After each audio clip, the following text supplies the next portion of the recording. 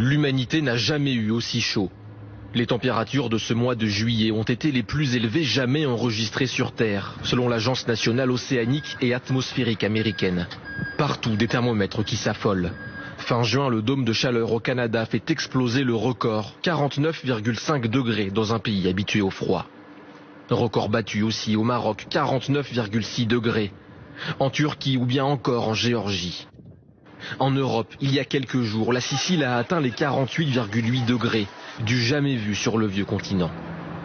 Conséquence de ce réchauffement, des catastrophes naturelles, avec des incendies d'une violence extrême en Grèce, en Turquie, en Algérie ou bien encore en Sibérie.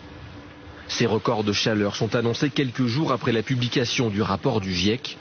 Selon les experts du climat des Nations Unies, si les émissions de gaz à effet de serre restent les mêmes, il sera impossible de limiter le réchauffement à 1,5 degré et le seuil fatidique des 2 degrés sera atteint autour de 2050.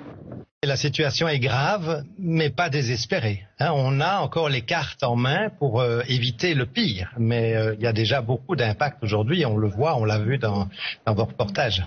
Tout de même, ces images qu'on vient de voir, notamment dans le reportage au Canada, par exemple, après les incendies, on a vraiment le sentiment d'être dans de la science-fiction, dans une série sur la fin du monde. On touche du doigt quand même quelque chose qui semble inéluctable. Mais vous savez, moi je travaille sur le climat depuis 40 ans. Ça fait 40 ans, ça fait plus de 40 ans que les climatologues annoncent qu'on se dirige vers un mur. Et maintenant, on a attendu d'être contre le mur et on est contre le mur. On a le nez sur le mur et on se dit, maintenant il faudrait agir. On aurait dû commencer plus tôt. Mais il est encore temps d'éviter des choses bien pires que ce que nous voyons pour le moment.